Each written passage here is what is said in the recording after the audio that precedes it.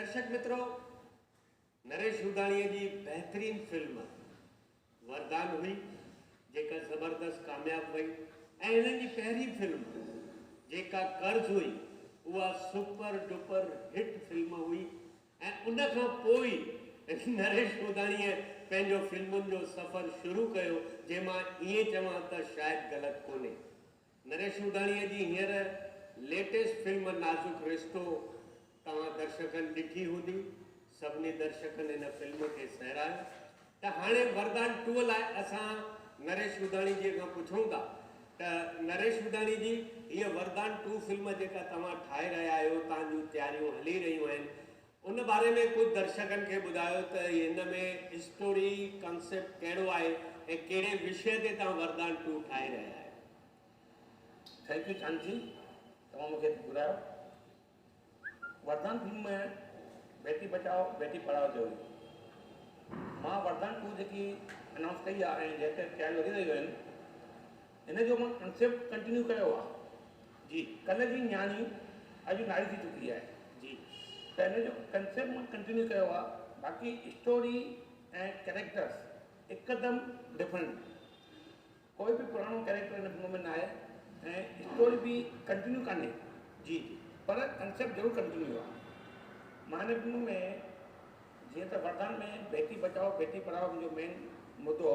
जी, मां वरदान 2 में जेकी तयारी कई आहे या जेकी स्टोरी लिखी आहे उहो मां अहिड़े नमूने लिखी आहे त भाई असां सिंध समाज समझदार आहे, हुन बेटी बचाए बि वरिती ऐं बेटी पढ़ाए बि वरिती। जी जी, असांजे समाज में नियाणियुनि जो तमामु घणो प्रेम भाव आहे ऐं सॼो समाज नियाणियुनि खे ॾाढी जल्दी बख़्शे थो आवकारे। जी आवकारे।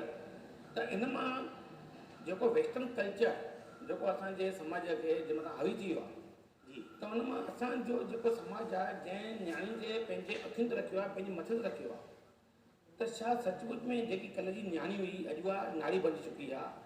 त जहिड़े नमूने समाज हुनजी रिस्पेक्ट करे थो, हुनजी इज़त करे थो, त छा नारीअ का फर्ज़ कान्हनि? त छा सचमुच नारी समाज जे प्रति एतिरी वफ़ादार आहे जेतिरो की समाज नारी प्रति वफ़ादार आहे?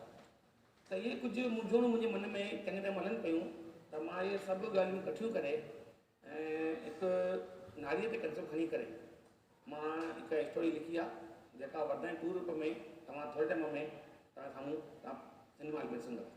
नरेश भाई, मां इहे चवंदुमि त वरदान 2 जेका तव्हां ठाहियो था, जीअं तव्हां त हिन में जेके कैरेक्टर हूंदा, जेके आर्टिस्ट कमु कंदा, लॻभॻि तव्हां नवां ई आर्टिस्ट खणंदा, जेके झूना आर्टिस्ट आहिनि शायदि उहे रिपीट न बि थियनि।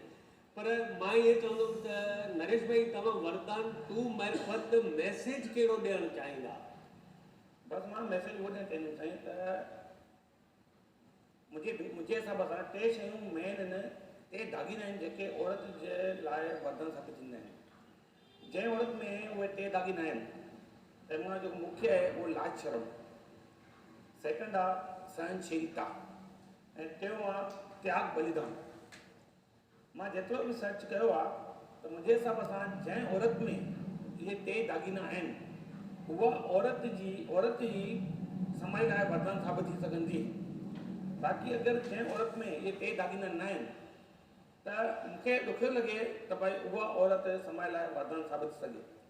त मां हिन फिल्म जे माध्यम सां समाज खे इहो मैसेज ॾियणु चाहियां थो त जेके कुदरत औरत खे हिकु अनमोल सौगात रूप पेश कयो आहे ऐं असां समाज में आंदो आहे, जंहिंजा मेन इहे 3 दाॻीना आहिनि, त प्लीज़ इहे जेके 3 दाॻीना आहिनि मां औरत लाइ ख़ासि कंदुमि त उहो पाए करे समाज में अचे ऐं वरदान साबित थिए। तमामु सुठी तव्हांजी सोच आहे ऐं तव्हांजे स्टोरीअ जो तमामु सुठो कॉन्सेप्ट आहे नरेश भाई। मां उमेदु कंदुमि त वरदान वांगुरु हीअ तव्हांजी वरदान 2 फिल्म बि ज़बरदस्त कामयाबु वञे ऐं दर्शक हुनखे पसंदि कनि। नरेश भाई, तव्हां पंहिंजो वक़्तु कढी करे असांजे स्टूडियो में आया, तव्हांजी वॾी वॾी महिरबानी।